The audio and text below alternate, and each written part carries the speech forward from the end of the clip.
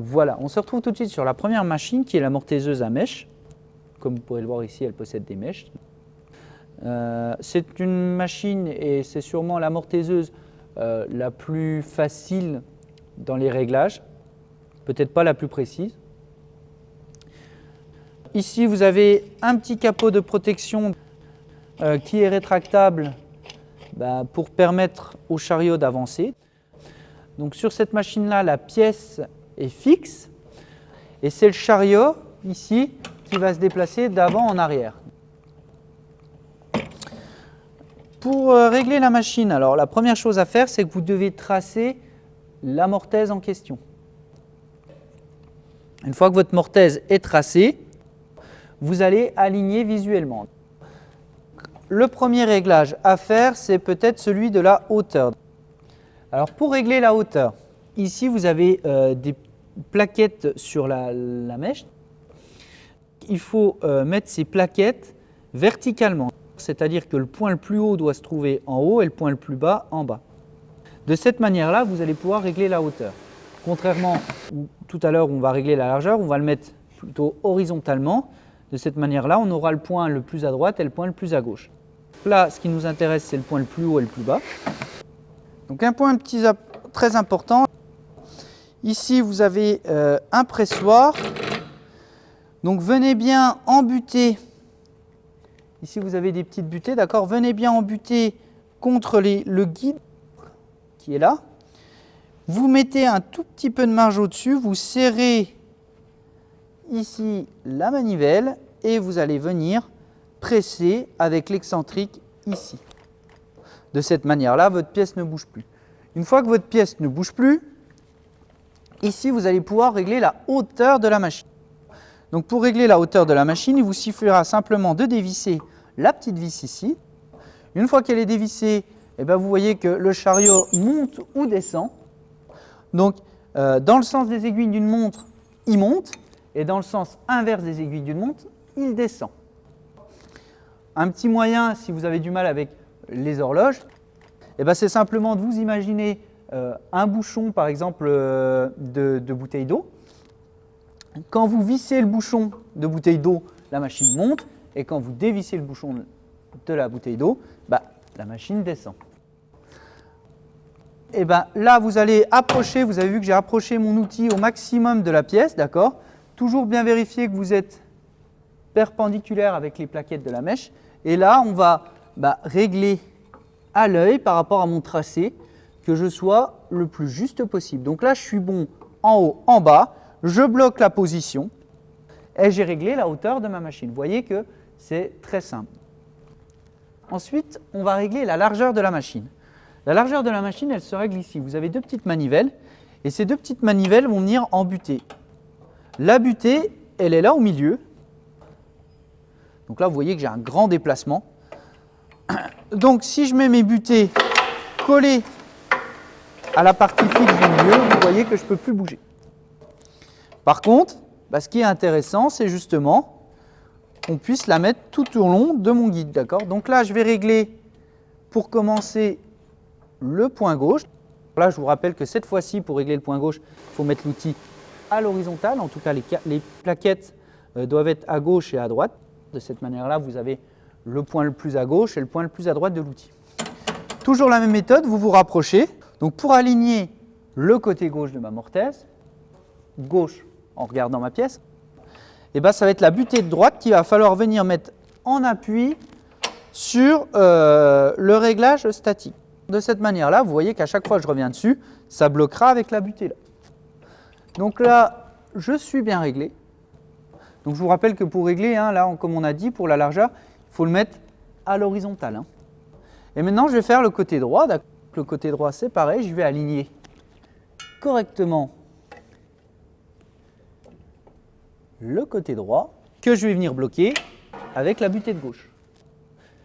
Là maintenant, comme vous pourrez le voir, quand je suis ici, je suis bloqué, j'arrive là, je suis bloqué. J'ai bien mes deux côtés, droite-gauche, qui sont bloqués.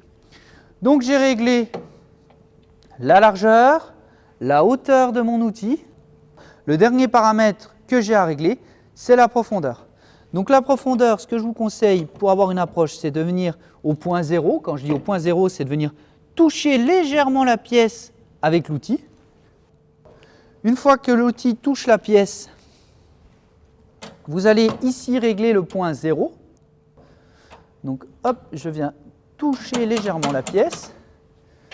Là, vous allez visser. Vous voyez, vous avez une petite vis au milieu, là, d'accord?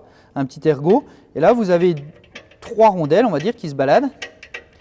Donc, on va presque les considérer même comme des écrous, puisqu'il y a un filetage dessus. D'accord? Donc, je vais venir toucher, d'accord? Là, ça veut dire que je ne peux plus reculer.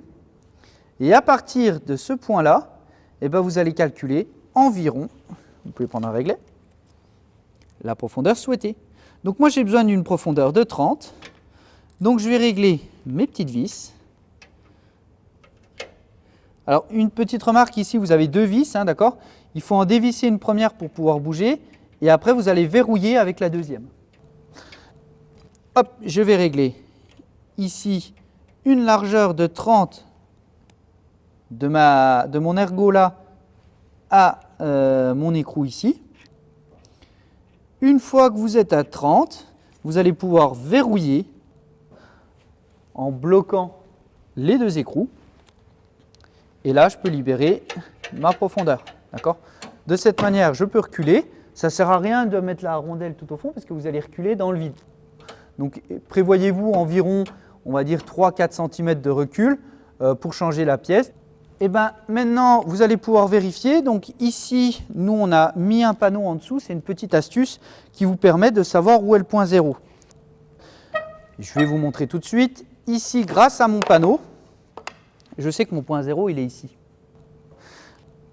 J'ai qu'à calculer en mettant ici avec la manette au maximum pour voir si j'ai bien mes 30 mm ici. Donc là, effectivement, la machine est bien réglée à 30 mm. Alors, en règle générale, il faut mieux avoir un tout petit peu plus à la mortaiseuse, c'est-à-dire par exemple 30,2, 3,5, plutôt que d'avoir en dessous. Pourquoi? Parce que quand vous allez faire un tenon de 30 mm, c'est le contraire, on va toujours essayer de le faire à la place de 30, peut-être de 29,8. Ça ne changera rien, la seule différence c'est qu'il y aura un tout petit peu de jeu au fond de la mortaise, mais en général la colle vient dans ce jeu-là. Donc là j'ai réglé, et bien maintenant on va vérifier l'usinage. Donc je reviens en butée, vous mettez par exemple sur la butée de gauche, hop, vous venez approcher pour voir si vous êtes bien au bon endroit.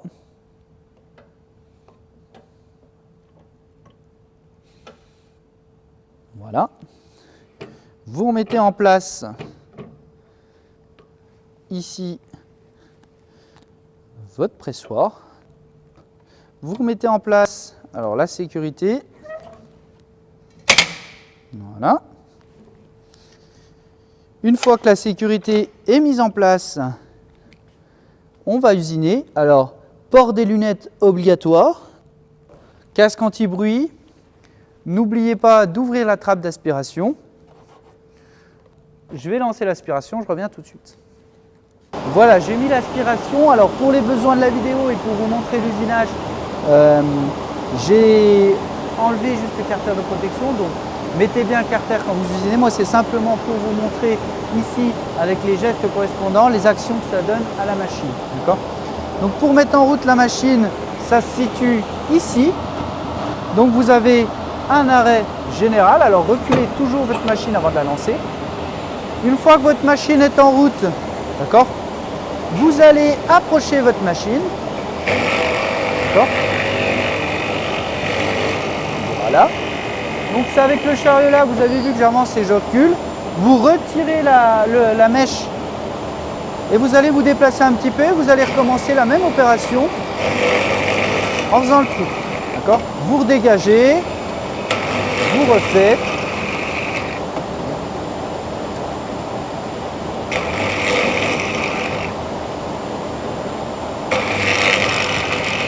Voilà, une fois que vous avez fini ces opérations, là vous pouvez vous déplacer à l'intérieur de la mortaise pour lisser. Voilà, donc là j'ai fini. Je vais arrêter la machine. Attendez bien l'arrêt total de la mèche avant d'enlever le pressoir. Vous pouvez enlever le pressoir. Et voilà. Donc là, on s'aperçoit qu'on a fait une mortaise qui est à peu près droite, d'accord? Puisque la mortaiseuse à mèche a cet inconvénient d'être pas très bien précise sur l'usinage en lui-même. Sachant que l'usinage ne sera pas visible à la fin, ça pose pas de problème. Alors n'oubliez pas à la machine là de bien mettre donc, le capot de protection quand vous usinez. Hein. Voilà une petite astuce.